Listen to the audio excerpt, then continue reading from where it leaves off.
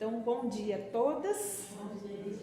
Vamos dar início ao nosso estudo a respeito do livro de Lucas, que é o que nós vamos estar estudando nesses 3 meses. Nós estamos estudando o livro de Lucas, nós damos uma introdução a semana passada, e como professora eu sempre gosto de saber o que os alunos já aprenderam a respeito de Lucas, né? Qual foi, então, o que nós aprendemos a respeito de Lucas na semana passada. Então, até porque nós temos hoje 2 alunas muito especiais que a gente fez o convite, e eu quero agradecer, né, pela Marilene, pela Aldinha, que estão aqui, e que Deus possa nos abençoar, também elas abençoando as nossas vidas aqui, né?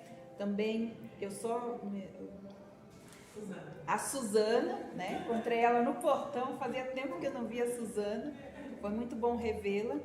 Marli e Vanícia eu já tinha visto, né? Mas nós queremos então iniciar assim. Como nós temos pessoas hoje conosco, o que você aprendeu então do livro de Lucas e que nós podemos passar para as nossas colegas que chegaram hoje? Quem gostaria de compartilhar o que você aprendeu já sobre Lucas? Lucas, ele era médico, não foi discípulo, não era discípulo de Jesus, assim, não andava com Jesus, porém, né, pela história, provavelmente ele foi designado para ir atrás e descobrir sobre os milagres que Jesus fazia, né, e levar então registrou, na verdade, o livro de Lucas é um registro, na verdade, dos testemunhos dos milagres que Jesus fazia. Alguém pode continuar, porque agora... Alguém mais? Ele acompanhou Paulo? Sim, ele acompanhou Paulo. O que mais? É o primeiro de um dos 2 livros que ele escreveu, né? O Evangelho de Jesus segundo Lucas e o outro Atos dos Apóstolos. Os 2 foram escritos por Lucas, direcionados a Teófilo. Provavelmente uma pessoa importante a quem Paulo direcionou então esses relatos históricos. Exatamente. Teófilo, que significa amigo de Deus, né? Provavelmente ele estava sendo discipulado, né? Conhecendo. Então isso é importante. Me mandaram até recadinho para mim no meu WhatsApp. Eu não sabia que ele não era discípulo de Jesus, porque todo mundo acha que Lucas, por ser, né, dos evangelhos, ele era discípulo, né? Então, importante a gente saber, na verdade, ele não era discípulo. Eu tenho uma teoria, né, que todo médico é cético, né? Ele era um gentil, ele não era judeu. E então, eu acho que provavelmente os pacientes dele, né, que tiveram algum diagnóstico daqueles assim, ó, não dá mais, você tem 2, 3 anos, tem 1 mês. Então, assim, de repente, aqueles pacientes voltam curados. Como assim? Né? Como que ele, eu falei que ele não tinha, mas como que ele está aqui? E aí ele começa a ouvir os relatos, né, dos seus pacientes curados. Penso eu que seja assim, porque ele era um cético, na verdade ele era um historiador, e ele descreve então essa fonte de dados a respeito de tudo o que aconteceu, tanto é que as curas, elas são registradas no livro de Lucas, né? Sendo ele um médico, e a gente sabe que nem todo médico, ele acredita em Deus, ou acredita, né, que Deus... Então, eu acredito que essa busca dele por as posições não cristãs. Isso, né? Então, essa busca, esse propósito em escrever da perspectiva divina tudo o que aconteceu, né? Ele tinha 2 tipos de fontes de dados, então ele saiu a campo pesquisar o que estava acontecendo. E aí ele tem essas informações escritas, tanto da vida de Jesus, como o relato também das testemunhas oculares, né, que sofreram alguma intervenção divina, e então pôde ele descrever todos esses acontecimentos no livro de Lucas. Então é importante a gente entender isso, algo muito importante. E nós vamos ver então, começar a leitura em Lucas capítulo 1, versículos de 1 a 4, que falam exatamente isso que nós já... Lucas capítulo 1, versículos de 1 a 4.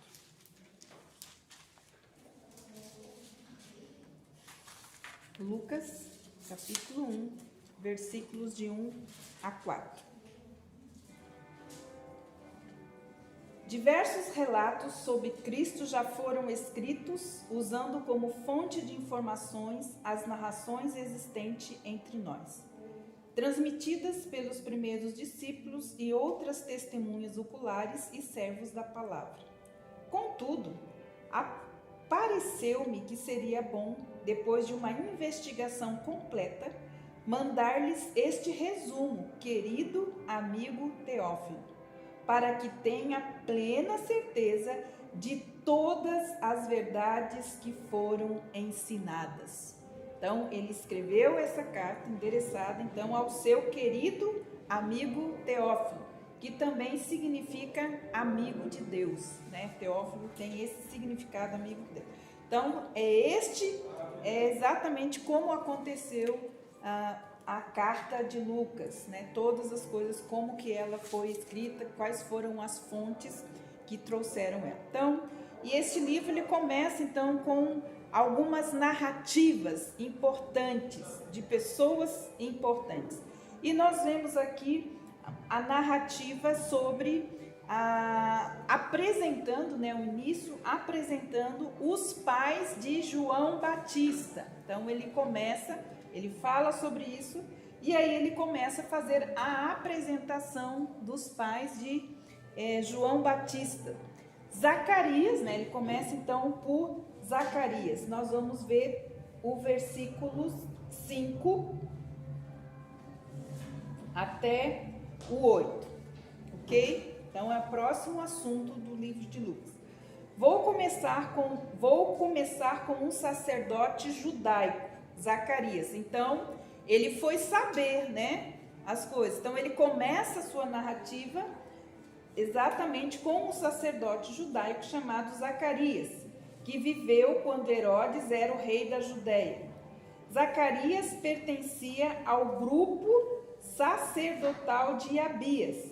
Sua esposa era da família de Arão e se chamava Isabel. Zacarias e Isabel eram pessoas piedosas aos olhos de Deus e observavam fielmente todas as leis e mandamentos do Senhor. Porém, eles não tinham filhos, porque Isabel não podia ter filhos e ambos já estavam bem velhos. Um dia, quando Zacarias estava cuidando do seu trabalho de sacerdote no templo, porque naquela semana a sua turma estava de serviço diante de Deus, caiu-lhe por sorteio, de acordo com o costume do sacerdócio, entrar no santuário interno e queimar o incenso diante do Senhor. Enquanto isso, uma grande multidão estava do lado de fora, no pátio do templo, orando enquanto o incenso estava sendo queimado.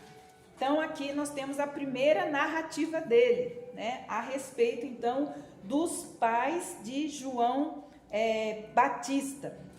Zacarias tem um significado. Eu gosto do significado, né, dos nomes bíblicos, porque todos eles revelam a natureza de Deus ou alguma intervenção divina que Deus fez no meio daquela família ou na vida daquela pessoa.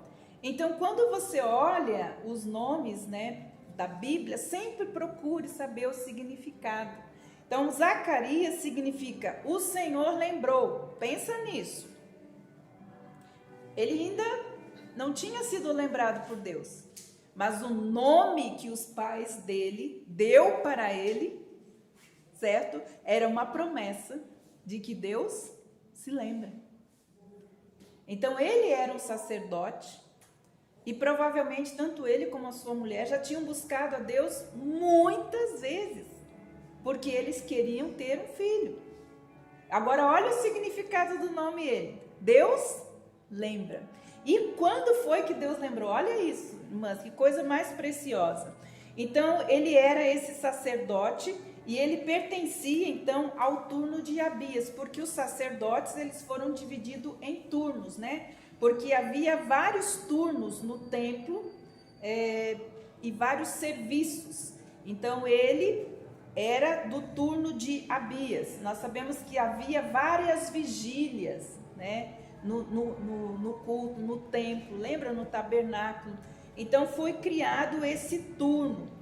E nesse momento, então, desses 24 turnos que o sacerdote judaico foi formado. A gente pode ver isso lá em 1 Crônicas, vamos lá? Só para a gente ver isso, ver a importância, que princípios a gente pode tirar disso. Então, quando é que Zacarias, né, de que turno? 1 Crônicas 24:10. Então, Abias, ele era desse turno, de Abias. Quem pode ler para nós? Então, vamos ver quando foi formado o turno de Abias.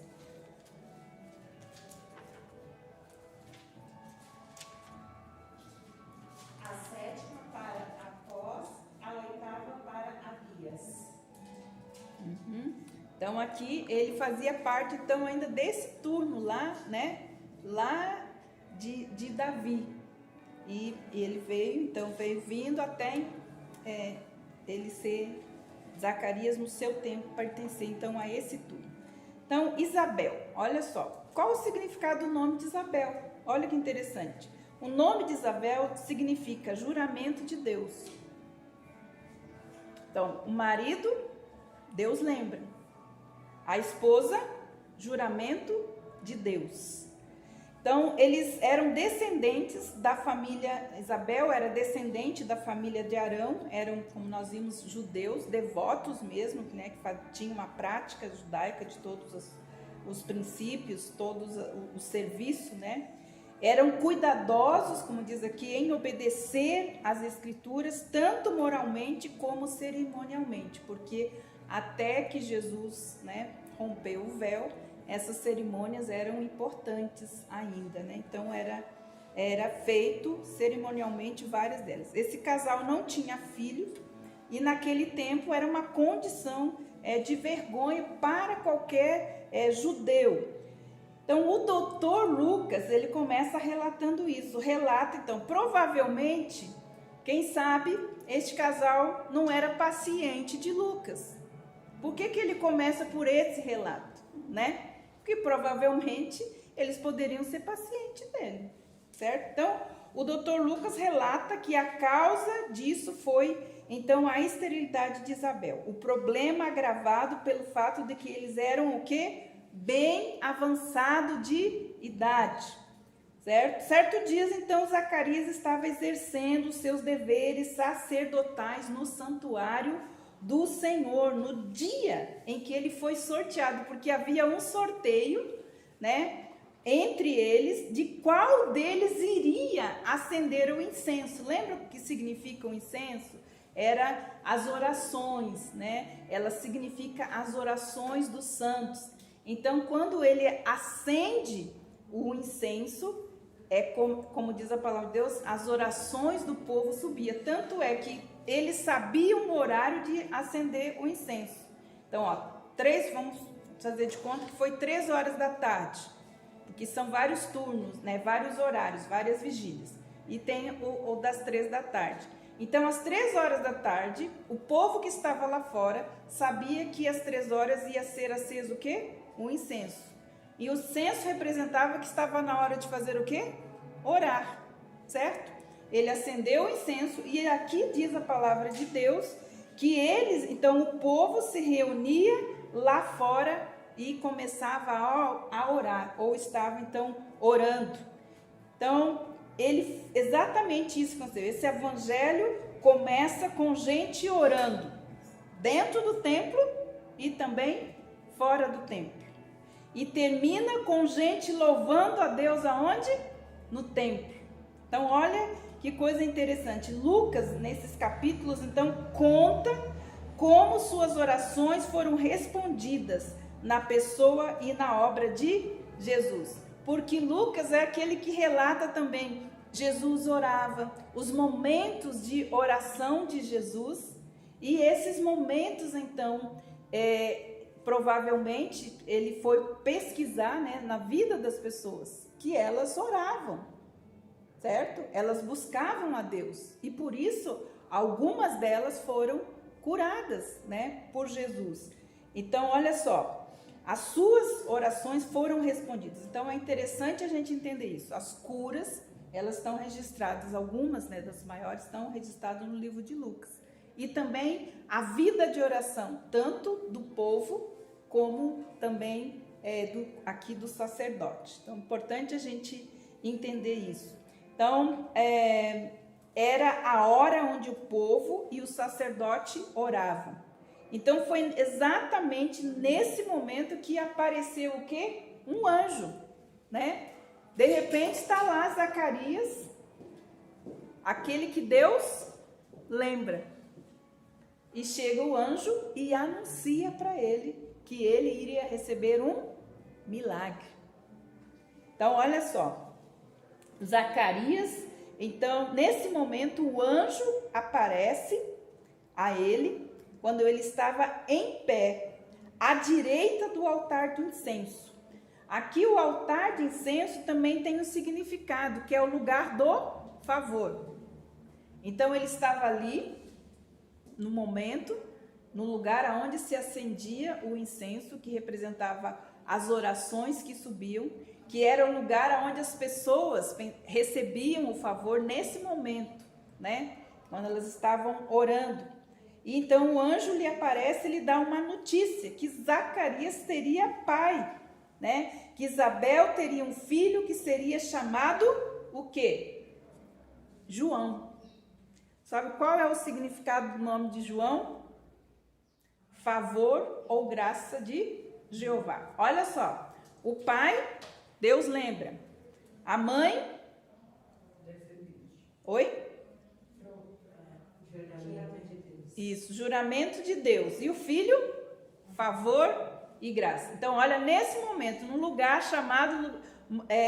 nesse lugar chamado lugar de favor, eles recebem, então, a notícia que vão ser pais. E o nome do seu filho será João, favor ou graça de Deus. Então, além de trazer prazer e alegria para os pais, ele também seria uma bênção para muitas pessoas. Essa criança, ela seria grande diante do Senhor, né? O único tipo de grandeza que se tem valor é a grandeza diante de Deus, né? Tem vários textos que falam que a única grandeza que nós vamos ter é a grandeza diante de Deus, né? Então, porque a palavra de Deus diz que o Senhor exaltará aquele que busca, né? Salmos fala a respeito disso, aqueles que buscam do Senhor serão exaltados. Então, assim, é só na presença de Deus que realmente nós seremos o quê? Engrandecidos. E não na presença dos homens. Mas aqui ele fala disso, né? O único tipo de grandeza que nós encontramos é quando nós estamos diante do Senhor. Então, essa criança seria consagrada a Deus. Ela não beberia vinho, nenhum tipo de bebida forte. E em segundo lugar, ela seria então munida de uma grande capacidade espiritual. Seria o que? Cheia do Espírito Santo, já dentro do ventre materno. E ele seria então preparado pelo Espírito Santo, porque ele recebeu o Espírito Santo dentro do ventre da mãe dele. Gente, pensa nisso, né? Que a palavra ela fala disso. Ele recebeu o Espírito Santo dentro da barriga da mãe dele. A partir do ventre da mãe dele, ele começou a ser preparado para essa missão, né? Olha, gente, que coisa maravilhosa a gente vê como que Deus... Agora, o maravilhoso é você ver como Lucas, porque é Lucas que pega esses detalhes preciosos e assim, especiais é Lucas, né? Ele tem, como médico, ele tem essa sensibilidade. E pelo que a gente vê, ele era um médico muito humano, né? Ele tinha empatia, porque se ele não tivesse, deixava para lá. Mas ele tinha empatia, era um médico realmente humano. Então, nós podemos entender isso. Então, ele seria teria uma grande função, porque ele seria arauto do Messias. Quer dizer, ele que veio, como diz a palavra, ele veio preparar, né? João fala que ele veio preparar o caminho do Senhor. Então, ele seria o arauto, aquele que viria primeiro para preparar o caminho do Senhor. Ele converteria muitos ao Senhor, e o seu ministério, tudo isso o anjo falando com Zacarias, né? E o seu ministério seria como o ministério de Elias, ele seria o profeta de fogo, né? Ele não veio para conversar, não, ele veio, né, com uma grande missão. O profeta iria tentar conduzir o povo, então, a um relacionamento real com Deus através do arrependimento, porque aquilo que João Batista pregava era o arrependimento. Arrependei-vos, né? Porque vai chegar o reino de Deus entre vós. Então, o ministério dele, a pregação dele era o arrependimento. Então, sua pregação mudaria o coração, olha só, porque é importante a gente entender, ó, sua pregação mudaria o coração dos pais negligentes para uma preocupação espiritual com os seus filhos. Aqui é muito importante, porque Lucas ele fala, né, sobre, ele trabalha essa questão de Deus, da paternidade de Deus. Se você estudar, né, a gente não vai conseguir estudar todo ele, porque ele é o maior livro do Novo Testamento, mas ele trabalha essa questão da paternidade espiritual, a importância, né, daquele povo entender a sua identidade como filhos de Deus, né, a paternidade espiritual que é tão importante nesses tempos também para nós, né? A gente que trabalha na área do aconselhamento, eu sempre trabalho essa problemática da paternidade, né? As pessoas têm problemas com a sua paternidade natural e não conseguem, então, entender Deus como Pai, né? Exercitar o seu relacionamento com Deus como Pai, por causa da paternidade que elas tiveram, ou ausente, ou de abandono, ou de abuso, né? Então, e eu vejo que a figura do pai é uma das figuras mais que estão mais em desconstrução no mundo de hoje. Então, uma estratégia de Satanás, porque ele sabe que o povo ele tem uma identidade a partir da sua paternidade. Então, a paternidade espiritual é muito importante na nossa vida. Então, Lucas, ele fala sobre isso. Ele tem essa visão da importância daquele povo que tinha um pai espiritual e que era negligente como filho. Então, ele vai falando na sua carta a respeito disso. Importante a gente guardar tudo isso, ok? Também ele faria voltar o coração dos filhos desobedientes e rebeldes ao juízo dos justos. Vamos ver lá, então, como isso acontece. Então, além dele trazer uma mensagem que levaria o povo a entender a paternidade espiritual de Deus, ele levaria, então, aos filhos que eram desobedientes e rebeldes a entender que haveria também um juízo. Lucas 1, 16 e 17. Quem pode ler? E converterá muitos dos filhos de Israel ao Senhor seu Deus. Irá diante do Senhor no espírito e poder de Elias, para converter o coração dos pais aos filhos, converter os desobedientes à prudência dos justos e habilitar para o Senhor um povo preparado. Exatamente. Então, olha, aí está exatamente o objetivo da missão de João Batista. Quando a gente lê Malaquias, eu gostaria de ir lá, só para a gente entender, tem uma promessa lá, né? E como a gente viu, Deus, ele cumpre as suas promessas. Então, o último capítulo de Malaquias,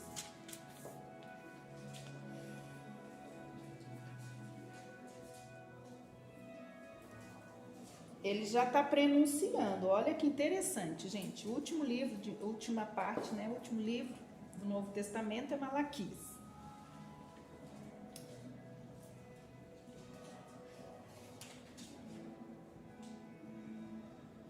Número 5. E diz assim: e eu enviarei a vocês o profeta Elias, antes da vinda do grande e terrível dia do julgamento do Senhor. A pregação desse profeta fará os pais e os filhos se unirem de coração novamente, e todos saberão. Se não se arrependerem, eu virei e castigarei a terra com maldição. Então, olha só, ali no último versículo, né? Ali tem uma promessa. Por isso que fala que João Batista era como o profeta, viria como o profeta Elias, exatamente. Estão falando sobre essa promessa de Deus, né? Essa profecia lá, só para a gente identificar a importância, né? Quando Deus traz alguém para a terra, né? Para esse universo, sempre tem uma missão importante. Então, logo depois, Lucas continua, logo depois do anúncio do nascimento do Filho do Homem, vamos ver lá, Lucas capítulo 1, 26.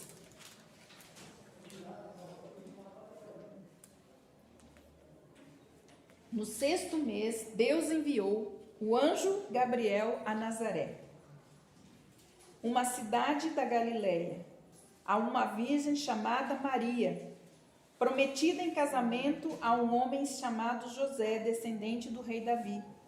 Gabriel apareceu e ela disse: alegre-se, jovem agraciada, o Senhor está com você.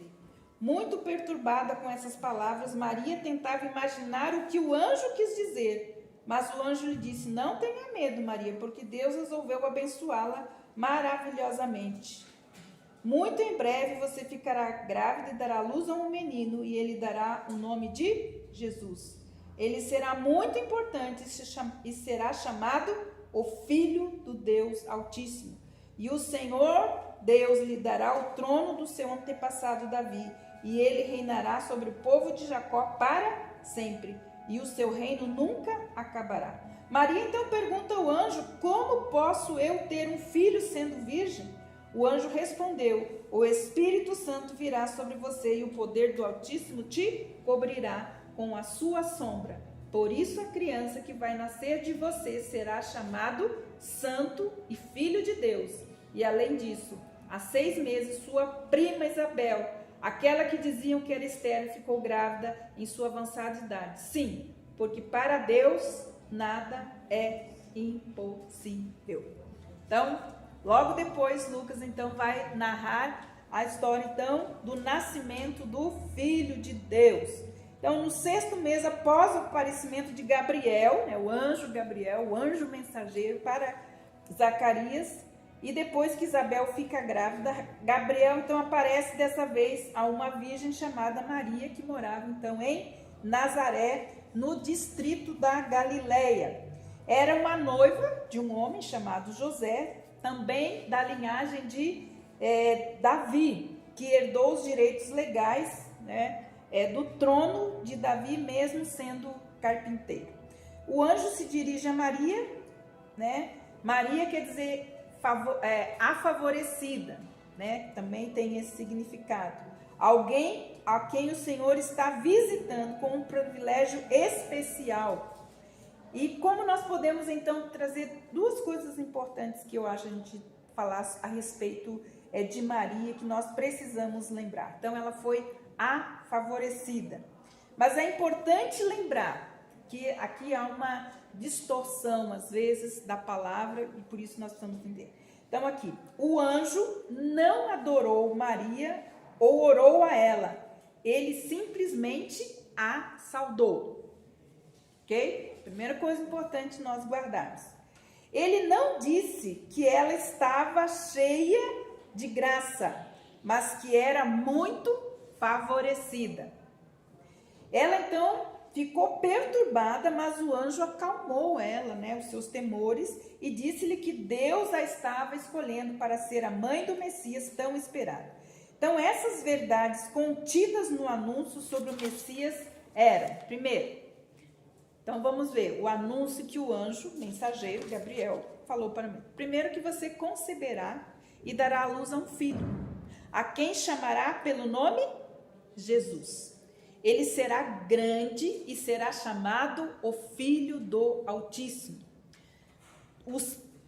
Deus, o Senhor, lhe dará o trono de Davi, seu pai, e ele reinará para sempre sobre a casa de Jacó, e o seu reinado não terá fim. Maria perguntou, mas como isso pode acontecer? E ele diz, seria um milagre do Espírito Santo, e ele descerá sobre ela, e o poder do Altíssimo a envolverá. Por isso, ele será santo que há de nascer e será chamado Filho de Deus. O anjo também, dá outra notícia que ele já tinha dado para Zacarias. Olha, a sua prima Isabel também está no 6º mês de gravidez. Esse milagre que foi que deu o quê? Fé e confiança para Maria. Olha, se a minha prima, que já deve ter, não sei quantos anos ela tinha, se ela ficou grávida, já está no 6º mês de gravidez, então eu acredito que isso, olha só, gente, tudo isso, porque se alguém chegar lá, no mesmo ano chega e anuncia isso, o temor dela, será mesmo que isso aí, não? Mas quando... do testemunho dele falar, olha, sua prima lá, para que você saiba, já está no 6º mês. Então ela pensou, ó, se fez um milagre na minha prima, que devia ter quase 100 anos, como que não vai ser verdade isso que ele está me falando, né? Então, aí ela fica mais tranquila com isso. Esse milagre tranquilizou Maria, mostrando que para Deus não haveria, então, impossíveis em todas as suas promessas. Em graciosa submissão, foi nesse momento, então, que Maria, em graciosa submissão, se entregou ao Senhor para o cumprimento dos seus maravilhosos propósitos. Logo depois nós temos um outro assunto importante. Maria foi visitar o quê? Isabel. Ai, gente, eu amo isso. Essa parte também eu amo. Vamos lá. Capítulo 1, versículos 39 a 45. 39 a 45. Daí, Lucas vai então para esta parte da visita. E essa parte é muito importante também, 39 a 45 diz assim: uns poucos dias mais tarde, Maria foi às pressas à região montanhosa da Judéia, ao lugar onde Zacarias morava, e saudou Isabel. Olha isso. Quando Isabel ouviu a saudação de Maria, a criança de Isabel agitou-se dentro dela. E Isabel ficou o quê? Cheia do Espírito Santo. Isabel deu um grito de alegria e exclamou: você é abençoada por Deus entre as outras mulheres, e bendito é o filho que você dará à luz. Que grande honra foi esta, que a mãe do meu Senhor me visite. Olha, irmãos, quem revelou isso para ela? O Espírito Santo. Ela ficou cheia do Espírito Santo, porque o seu filho dentro do ventre já era, certo? E então ela fala exatamente, sem Maria falar, olha, um anjo apareceu, falou que eu vou dar a luz ao Salvador do mundo. Maria não falou nada. Quando ela chegou, a saudação dela já foi um cântico de vitória, de que ela realmente foi favorecida por Deus. Então, olha só. Então, ela fala: você é abençoada por Deus entre as outras mulheres, bendito é o filho que você dará à luz. Que grande honra é esta, que a mãe do meu Senhor me visite. Quando você entrou e me saudou, o momento em que eu ouvi a sua voz, de alegria, o meu bebê moveu-se dentro do meu ventre. Você creu que Deus faria o que disse, por isso que ele deu-lhe essa maravilhosa bênção. Olha só, você creu, por isso você recebeu essa bênção. E aqui então nós temos os cânticos, que são 5 cânticos no livro de Lucas, né? O cântico de Zacarias, o cântico de Isabel, o cântico de Maria e o cântico dos pastores, acho que é pastores, né? Então, nós temos esta parte para a gente entender. Então, dos anjos, né?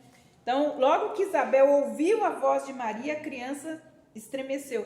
Eu tenho até um desenho, né, que eu fiz no meu Bible Journal, que quando Maria encontra com Isabel, você vê os dois bebês, tem assim a foto, né, do ventre delas, e daí na barriga ali, né? Aí você vê o bebê de Isabel prostrado diante do bebê de Maria, nesse momento. Eu acho a imagem mais linda.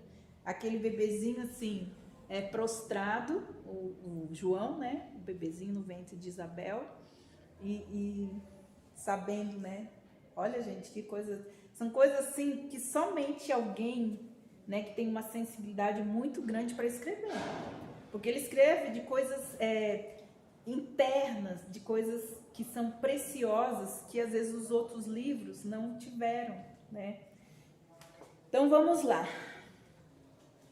Então, uma resposta misteriosa, involuntária do futuro precursor à chegada do futuro Messias. Isabel ficou possuída do Espírito Santo, isto é, importante entender. E ela passou a controlá-la. Quem começou a controlar Isabel? O Espírito Santo. E por isso ela então pôde cantar, né, o seu cântico, falando a respeito daquilo que Deus já tinha feito na vida de Maria e ainda ia fazer através do seu filho. Então, Isabel ficou tão cheia do Espírito Santo que ele passou a guiá-la, e também a sua fala e as suas ações. No capítulo 1, então, são descritas 3 pessoas que foram, então, cheias ou possuídas pelo Espírito Santo. Foi João Batista, que nós vimos aqui no versículo 15, Isabel, aqui no versículo 41, e Zacarias, no versículo 100. Então, são cânticos espirituais, que foi o próprio Espírito Santo que provocou, não foi deles. Então, aqui fala que eles foram cheios do Espírito Santo, e então começaram a cantar cânticos espirituais. Um dos sinais, aqui é importante a gente entender, um dos sinais de uma vida cheia do Espírito Santo era o quê? Falar em salmos, hinos e cânticos espirituais. Então, como que você sabe que a pessoa estava cheia do Espírito Santo? Quando ela começa a falar, certo? Em salmos, cantar hinos e trazer, então, cânticos espirituais. Vamos ver Efésios 5, 18 e 19? Eu vou chamar a Elaine aqui e nós vamos cantar um deles, desses 3 cânticos que Lucas registrou, cânticos espirituais. Efésios 5, 18 e 19. Então, são cânticos espirituais, né?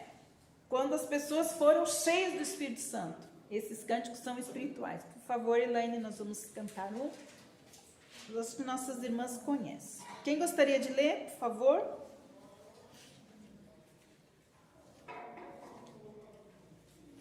E não vos embriagueis com vinho no qual há dissolução, mas enchei-vos do Espírito, falando entre vós com salmos, entoando e louvando de coração ao Senhor com hinos e cânticos espirituais, dando sempre graças por tudo a nosso Deus e Pai, em nome de nosso Senhor Jesus Cristo, sujeitando-vos uns aos outros no temor de Cristo. Então, aí nós temos exatamente Paulo explicando, né, como que alguém pode estar, qual a característica de alguém cheio do Espírito Santo, né? Então, são com cânticos, com hinos espirituais. Então, ele vai falando exatamente isso, como andar no Espírito, como você vê uma pessoa cheia do Espírito Santo. Então, não é surpresa nós encontrarmos 3 cânticos nesse capítulo e 2 no próximo capítulo. Então, o primeiro cântico espiritual é a saudação de Isabel. Então, ela foi cheia do Espírito Santo e então teve um cântico espiritual. nós temos o Magnificat, que se chama, né, o Magnífico, que é a exaltação de Maria a Deus, né, por ter recebido esse favor de Deus. Para ela não era uma obrigação, ela estava recebendo um favor de Deus, uma graça de Deus. Está lá em Lucas 1, 46, 56, que nós vamos ler também. Mas nós vamos cantar esse cântico. Eu não sei quantos conhecem. A Elaine pode passar então para nós esse momento, Elaine. É o cântico de Maria, né? Diz: a minha alma engrandece ao Senhor, o meu espírito se alegra em Deus, meu Salvador. Pois com poder tem feito grandes coisas e com misericórdia demonstrado amor. Se as irmãs não lembrarem, o refrão ele é bem facinho. Ele é santo, santo, santo és Senhor. E aí repete novamente. E ele tem enchido as nossas lâmpadas com o óleo do Espírito, tem feito a sua vide florescer. Né? Estamos em meio a uma pandemia e é mesmo assim o Senhor continua florescendo nas nossas vidas, né? Mesmo diante das tribulações e das dificuldades.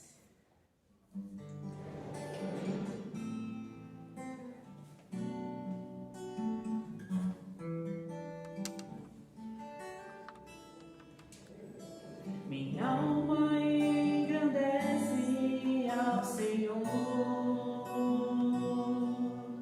meu espírito se alegra em Deus, meu Salvador, pois com poder tem feito grandes coisas e com misericórdia demonstrado amor.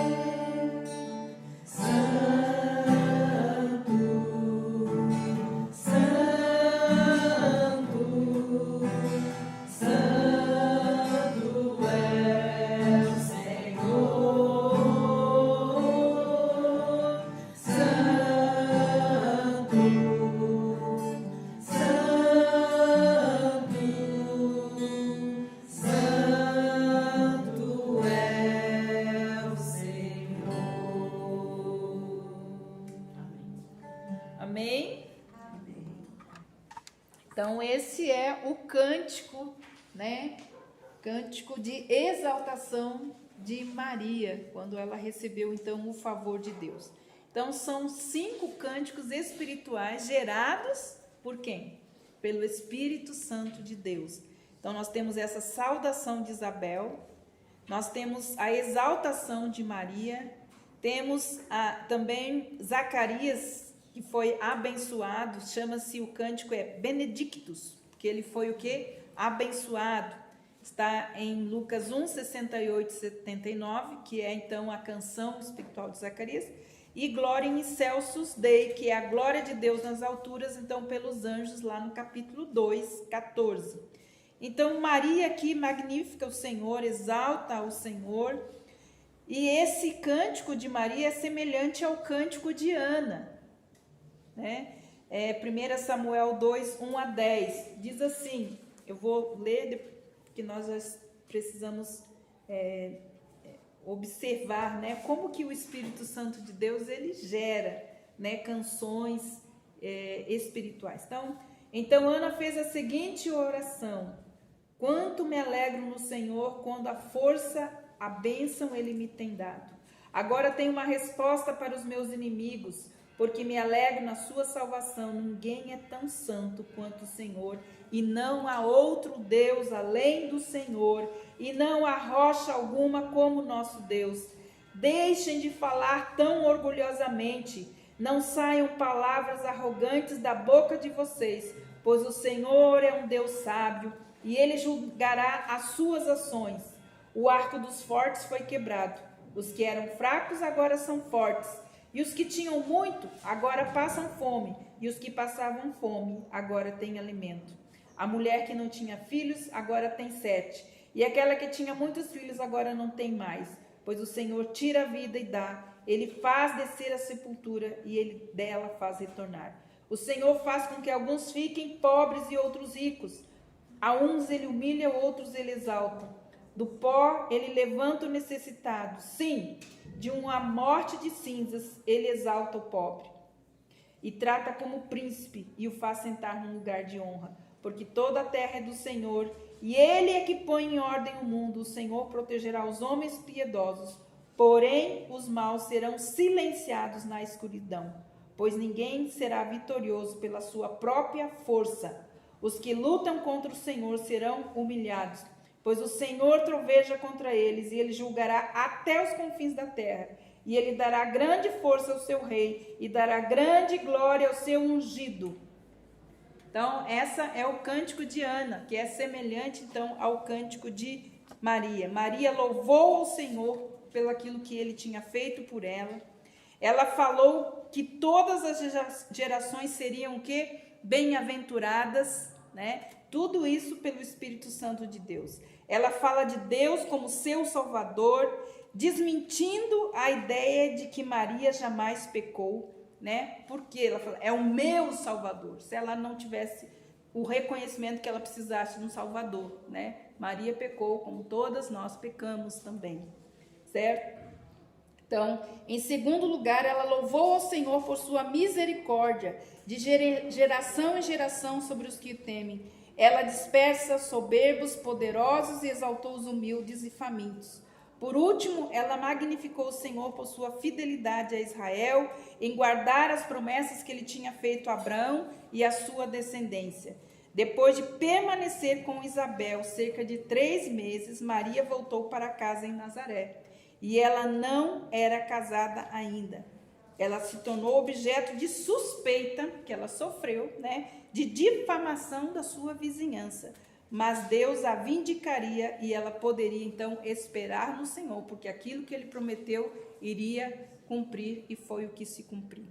Então essa é o primeiro, os primeiros testemunhos, né, os primeiros relatos do apóstolo Lucas, tão precioso, né, com mensagens tão preciosas.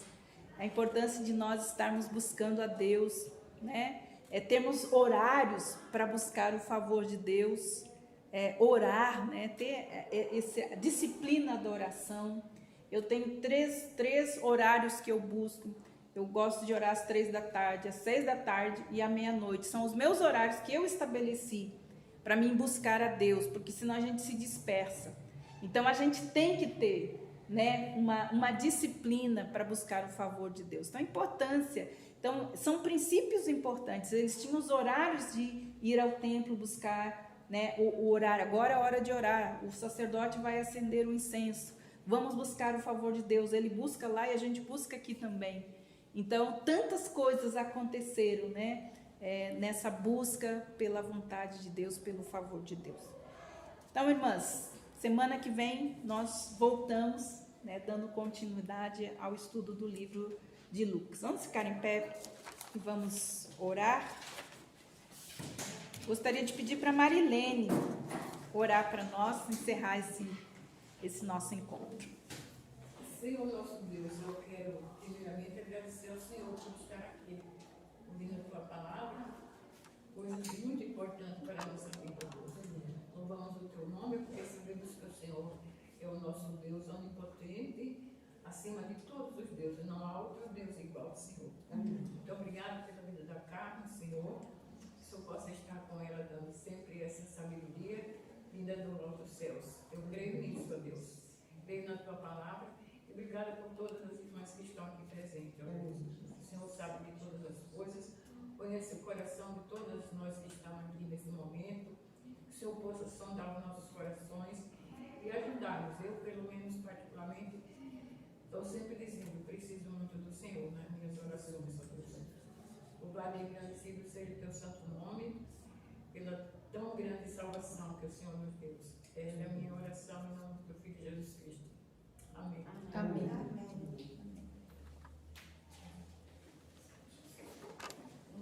Então, que Deus abençoe e até a nosso próximo encontro no nosso próximo domingo.